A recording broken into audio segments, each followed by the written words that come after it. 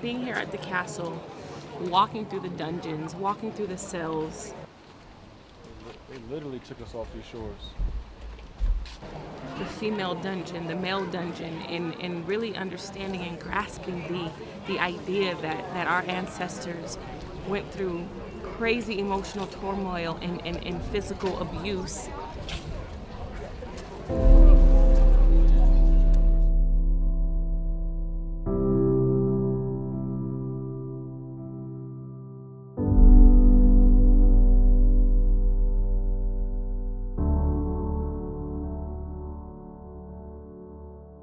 So many of our interpretations and narratives have been taken out of context. That Africans worship rocks, they worship trees. No, we understand the life force and the life being and everything in this universe and its connectivity. And we have to return back to our own narratives and our own truth in order for the African spirit to rise. Because just as they suppress that, they suppress you and I, because our humanity is in our culture.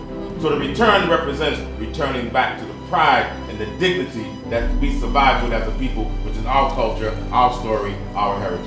That's what we want to take away from it. We don't believe in ourselves and we don't believe in our people, but our ancestors, our forefathers, our foremothers, they fought for dear life. And like our tour guide said, we are descendants of the survivors, of the ones who refused to die.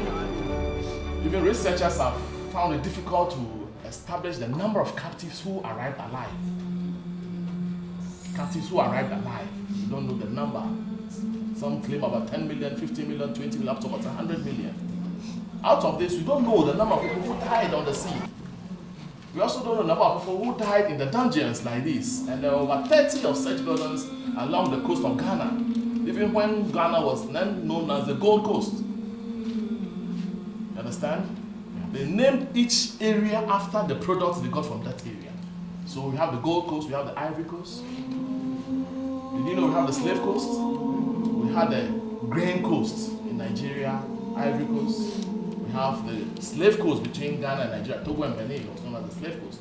So if they had that number of forts and castles of such nature along the coast of the Gold Coast, what happened on the Slave Coast?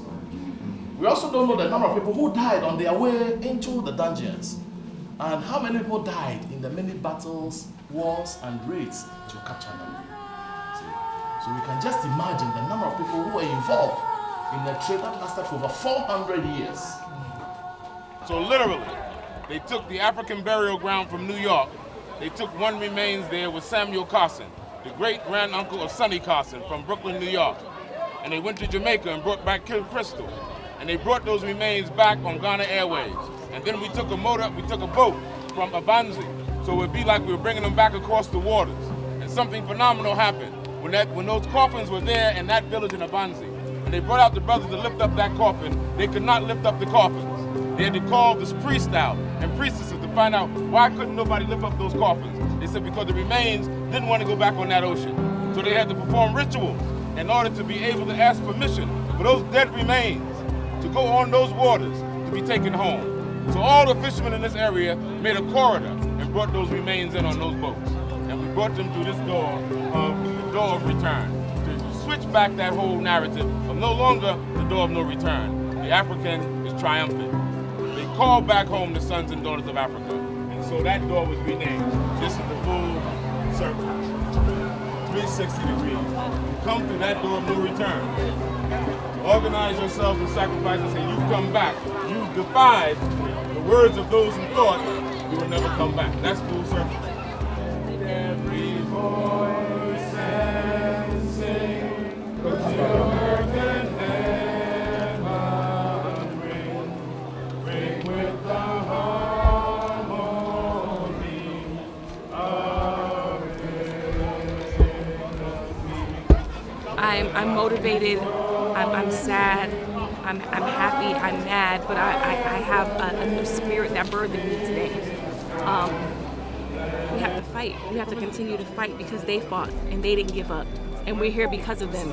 And it is our due diligence and our duty to honor them and to speak their names and to walk in their spirit and to walk in our purpose because they died for us.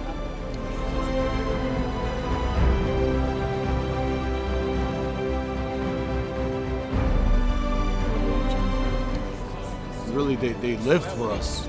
If they had not survived, like if you really were to trace our literal DNA back to wherever we come from off this coast, if those persons who are our ancestors would have been the ones who jumped off the cliff or toppled over the boat or were murdered or were killed themselves or whatever, who didn't survive, or who died because of disease or died because of famine. Me, Jay Morrison, Ernestine Morrison wouldn't be here. We wouldn't exist. Eugene Bush wouldn't exist if our direct descendants and ancestors had not survived. We don't exist. Some other African or African in America or African in the Caribbean or African in South America or African Indian or African Australian or wherever out in the diaspora, you might exist, but we don't exist. Had that ancestor not specifically survived. We are the direct reflection of the genealogy of the most resilient people, of the most strong people on this earth. We got the best and we DNA. have to walk in that every day. So this is a call out to all Africans to make a mind, a travel plan to come back to Ghana, to Africa.